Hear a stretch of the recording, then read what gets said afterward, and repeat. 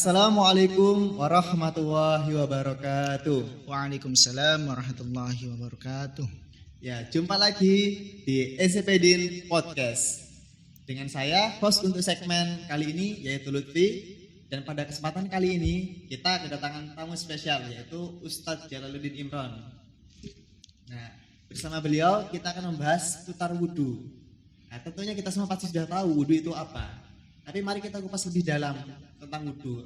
Ada apa saja sih tentang wudhu itu, apa saja manfaatnya dan bagaimana tata caranya yang benar sesuai kaidah Rasulullah SAW.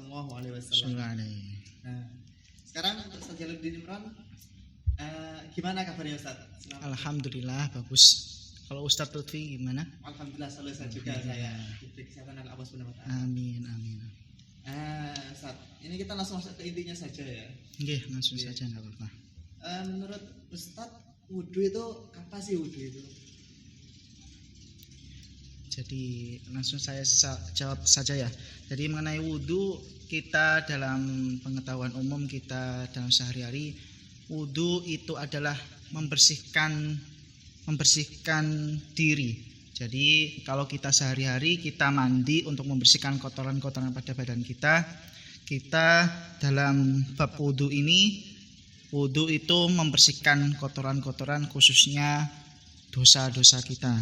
Jadi mengenai firman Allah Subhanahu wa taala yang turun pada 1 tahun setengah sebelum tahun Hijriah yang berkenaan dengan turunnya perintah sholat. Jadi dalam firman Allah Subhanahu wa taala dalam Quran surat Al-Maidah ayat 6, A'udzubillahi minasyaitonirrajim. Ya ayyuhalladzina amanu idza qumtum ilas sholati faghsilu wujuhakum wa aydiyakum ilal marafiqi wamsahu biru'usikum warjulakum ilal ka'bain. Jadi yang artinya, hai orang-orang yang beriman, apabila kamu hendak mengerjakan sholat, maka basuhlah mukamu dan tanganmu sampai dengan siku, dan sapulah kepalamu dan basuh kakimu sampai dengan kedua mata kaki. Jadi dari perintah ini mengenai wahyu dari Allah mengenai kewajiban wudhu untuk syarat sah dari sholat. Jadi definisi dari wudhu adalah serangkaian dari anggota-anggota wudhu yang kita basuh tadi. Jadi seperti itu, Ustaz. Jadi secara singkatnya ya, secara gampangnya itu wudhu adalah menyucikan diri untuk salah satunya merupakan untuk menuju ke sholat gitu ya. Iya, jadi persyaratan untuk syarat sah sholat. Menyucikan diri, lahir, sekaligus batin, menuturkan dosa juga gitu. Oke. Kalau wudhu kan itu pakai air kan ya? Iya, pakai air. Apa semua air itu bisa dipakai untuk wudhu? Atau ada syarat-syarat ya air yang bisa dipakai untuk wudhu? Jadi tidak semua air itu bisa digunakan untuk berwudhu. Jadi ada beberapa macam air yang mungkin kita sudah mengetahui mengenai ada 4 macam. Yang pertama yakni air suci mensucikan, yang kedua yakni air suci tetapi tidak mensucikan, yang ketiga yakni air mutanajis atau air yang terkena najis, yang keempat atau yang terakhir adalah air makruh. Jadi air yang suci mensucikan yakni air yang kalau kita ketahui mungkin lebih dari 2 kolah. Jadi ketika 2 kolah tadi ataupun air yang belum terkena ataupun berubah dari 3 sifat yakni bau, warna dan rasa. Jadi untuk selain itu sudah dihukumi air yang tidak suci mensucikan. Tapi khusus ada beberapa hal khususnya yakni berubah karena tempatnya. Jadi karena berubah karena tempatnya seperti air yang tergenang atau air mengalir di batu belerang.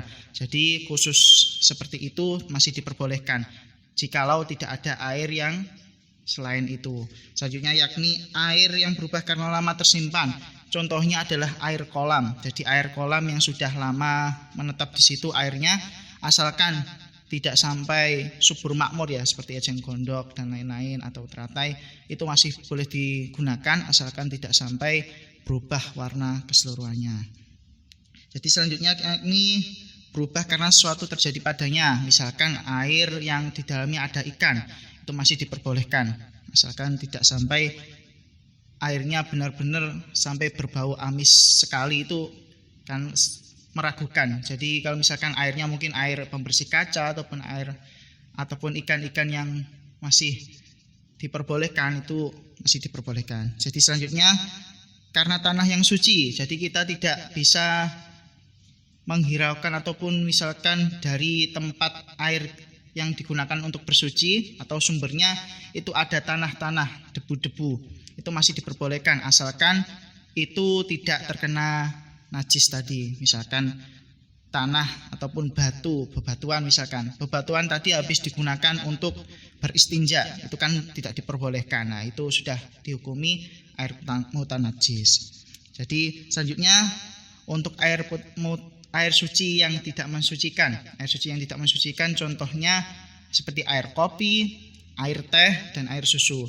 Jadi hukumnya itu sudah suci, memang suci. Bahkan kita boleh mengkonsumsinya karena itu suci. Jadi untuk yang semua hal yang kita makan dan kita minum ada suatu hal yang suci dan halal khususnya. Nah, kenapa tidak disebutkan untuk mensucikan? Karena sudah berubah dari salah satu ataupun kesemuanya dari 3 sifat tadi, dari warna, rasa, ataupun dari baunya.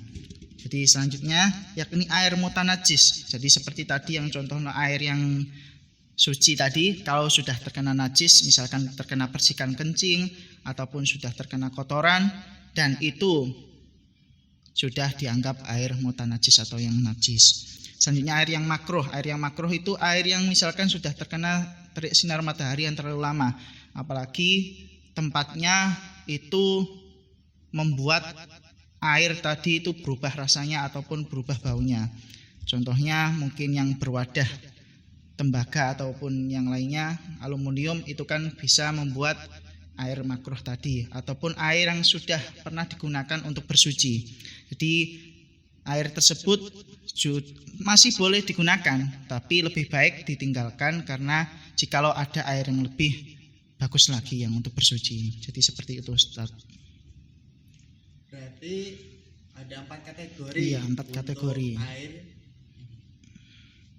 Jadi ada 4 kategori ya untuk airnya. Iya, ada 4. Yang pertama itu air yang suci mensucikan. Lalu ada air yang suci tapi tidak mensucikan. Iya. Ada air mutanajis dan ada air makruh. Sedangkan yang boleh itu hanya satu, yaitu iya, air yang suci mensucikan. Seperti air yang lebih dari 2 pola, iya, atau air yang mengalir. Oh, oke. Sebenarnya itu tidak bisa selain itu ya. Ya, air makruh itu masih boleh, tapi lebih baik ditinggalkan tadi air makruh. Oke, lalu untuk tata cara wudunya nih, Ustaz. Kan ini ada banyak ya. Ada banyak versi. Mungkin menurut Ustaz tata cara wudu yang baik sesuai kaidah Rasulullah itu seperti apa? Jadi mengenai sudah tadi disampaikan di pertanyaan pertama ya, mengenai tata cara wudu sudah disampaikan Allah melalui wahyunya kepada Rasulullah, bahwa yang pertama yakni basuhlah mukamu. Jadi yang dibasuh adalah muka, selanjutnya yakni membasuh tangan, selanjutnya yakni membasuh atau mengusap rambut tadi ya, selanjutnya membasuh kaki tadi. Tapi untuk lebih lengkapnya diselaraskan dengan hadis-hadis Rasulullah. Yang pertama yakni niat. Jadi semua perbuatan asalkan dari niatnya itu baik, ataupun dari misalkan kita niatnya mandi tapi kita wudu, ya itu ya tidak sah. Jadi seperti itu. Selanjutnya yakni membasuh muka.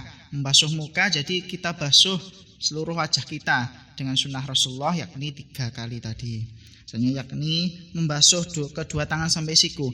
Jadi selama ini mungkin kita dalam membasuh muka ataupun membasuh kedua tangan sampai siku ada beberapa kesalahan. Mungkin kita membasuh tangan tapi tidak sampai siku karena lengkukan dari baju kita ataupun lengan baju kita menutupi siku ataupun lebih dari siku kita. Jadi kita kenapa untuk jaga-jaga dalam berwudu, kita berwudu dengan membasuh air sampai kedua siku kita melebihi dari siku tadi, untuk jaga-jaga.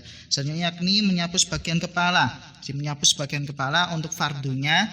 Jadi misalkan kita di sebagian kepala, asalkan kulit kepala kita sebagian dari ubun-ubun itu masih diperbolehkan dan itu sudah sah.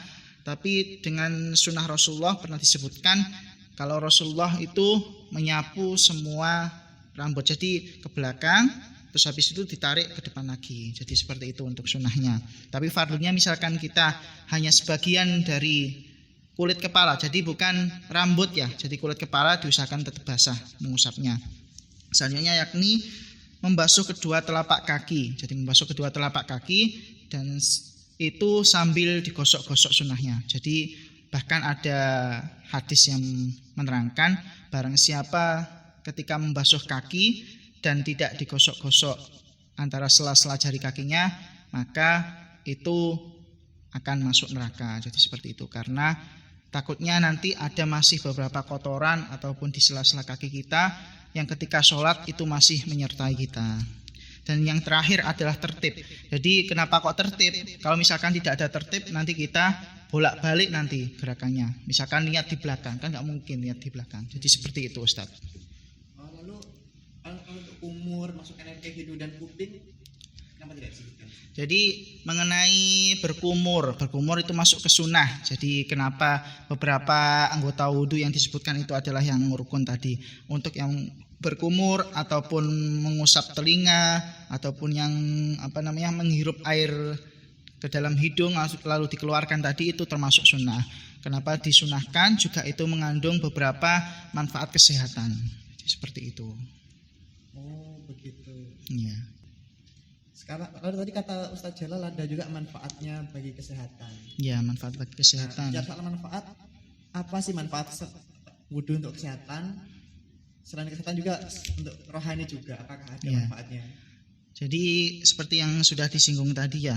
Pertama, mungkin dari kita selama ini dalam berwudu kita hanya cukup membasuh, hanya cukup menggosok-gosok. Padahal di semua hal itu selain dari Rasulullah dan Allah Subhanahu wa taala memberikan perintah pada kita itu pasti ada manfaatnya.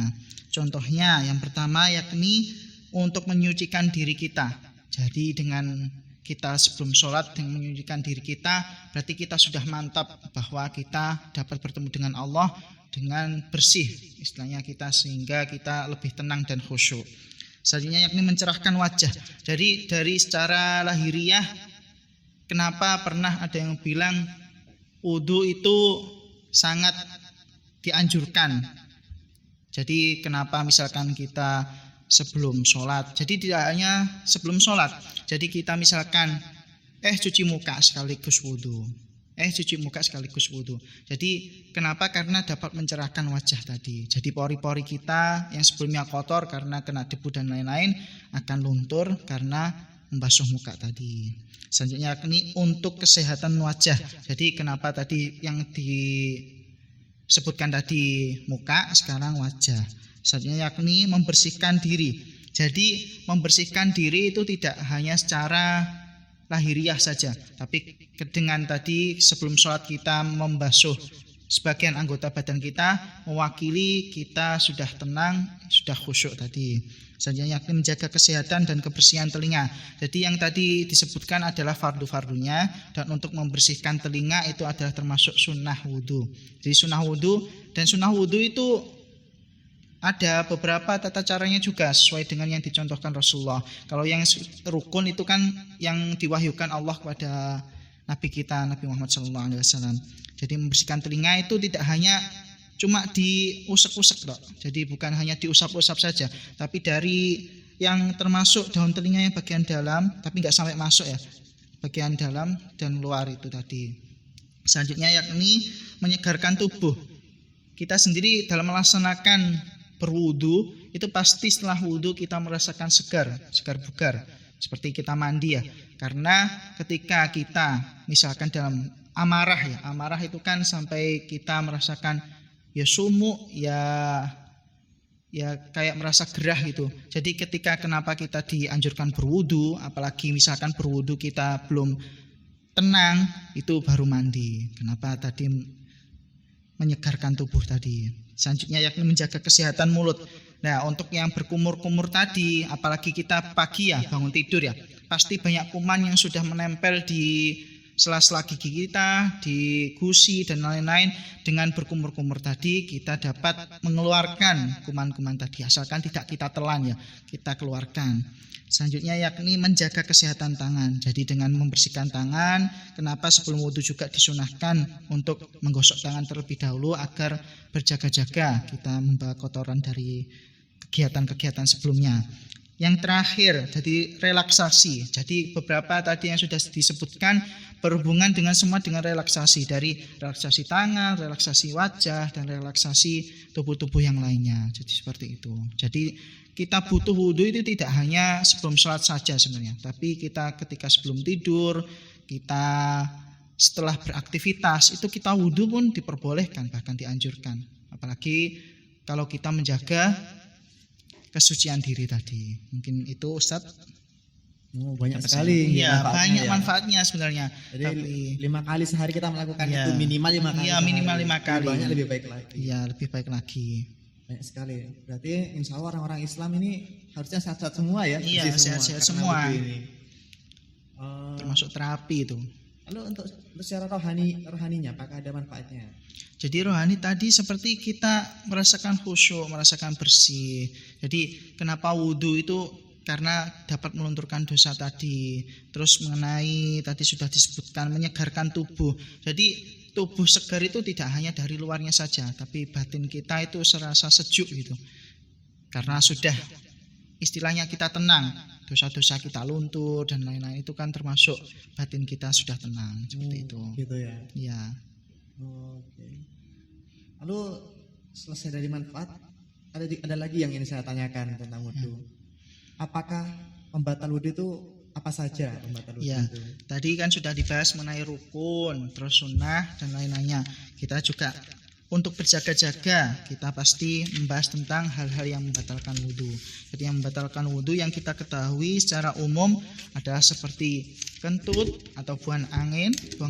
Setelah itu mungkin buang air kecil dan buang air besar. Nah, untuk lebih jelasnya yang pertama yakni keluar sesuatu dari dua pintu, yakni pintu depan yakni kemaluan, yang pintu belakang adalah dubur. Jadi untuk buang air kecil ataupun buang air besar itu adalah membatalkan wudhu. Selanjutnya yakni hilang akal. Jadi misalkan kita, ya bukan kita ya, misalkan mabuk ataupun gila ya, itu kan sudah termasuk hilang akal. Jadi itu sudah membatalkan wudhu. Jadi misalkan sudah kembali lagi sadar dari mabuk ataupun sudah kembali sadar dari hilang akalnya tadi, misalkan gila tadi, itu wudhu lagi untuk melaksanakan sholat. Jadi selanjutnya yakni ketika bersentuhan kulit dari laki-laki dan perempuan. Jadi untuk beberapa ulama ada yang berpendapat mengenai bersentuhan laki-laki dan perempuan kulitnya itu dapat membatalkan wudhu.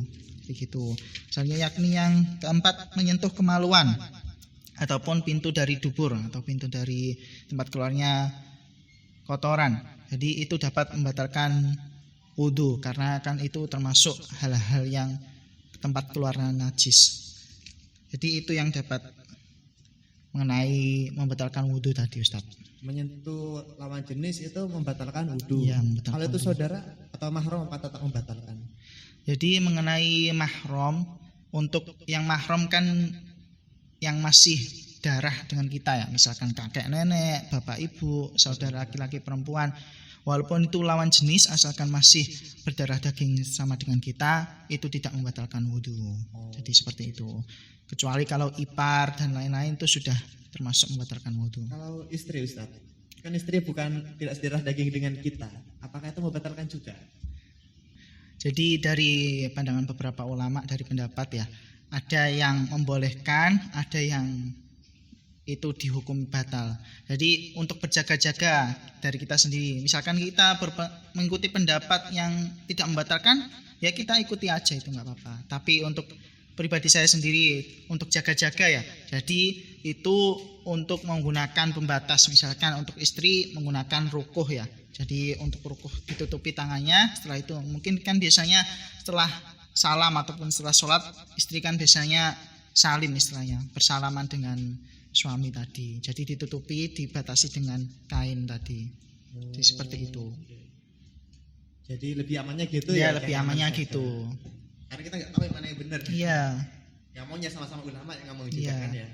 Jadi jaga-jaganya. Pembatal wudhu itu ada keluarin sesuatu dari dua lubang, Pintu, dua ya, pintu. dua pintu. Dari kemaluan ataupun dari dubur. Iya, dari dubur. Lalu juga menyentuh lawan jenis. Iya, untuk lawan jenis. Yang terakhir juga yaitu hilangnya akal. Iya, ya, hilang ya. akal. Tidur itu termasuk hilang akal atau enggak? Jadi hilang akal, tidur juga hilang akal. Jadi kita saat tidur itu kan kesadaran kita kan tidak ada ya. Kecuali kita tiduran ya, beda lagi. Kalau tiduran kan kita hanya memejamkan mata, tetapi kesadaran kita masih ada. Jadi namanya hilang akal itu sama saja dengan hilang kesadaran. Jadi seperti itu. Kecuali ada beberapa pendapat, misalkan kita ketiduran dengan posisi duduk ya, yang pernah dibahas tadi, duduk yang ya pernah dibahas para ulama maksudnya ya. Jadi seperti itu. Ada yang diperbolehkan. Misalkan kita pas saat khutbah ya, posisinya kita sebagai kaum muslimin cowok ya. Jadi masih diperbolehkan asalkan tidak sampai merubah tempat duduk ataupun yang sebagainya tadi. Oh, begitu. Oke, ya. Kurang lebih mungkin begitu yang ingin saya tanyakan tentang wudhu. Mungkin dari Satria yang mau disampaikan di samping topik-topik yang pernah kita bicarakan tadi tentang wudhu. Jadi pesan-pesan mengenai khususnya dari Mujahidin ya, dari SMP, SMA, SD Mujahidin, terutama siswa-siswanya, semoga kita dapat melaksanakan wudhu dengan benar, melaksanakan wudhu dengan tuntunan Rasulullah, sehingga kita mendapatkan banyak manfaat dari wudhu tersebut. Jadi itu yang dapat saya sampaikan tadi dan harapannya. Ya, amin. Saya pun berharap begitu. Semoga kita semua mendapat manfaat Amin, dan keberkahan amin. dari wudhu itu. Iya. Ya, mungkin sekian untuk SMP Din Podcast pada kesempatan kali ini. Sampai jumpa di SMP Din Podcast kesempatan selanjutnya. Terima kasih. Wassalamualaikum warahmatullahi wabarakatuh. Waalaikumsalam warahmatullahi wabarakatuh.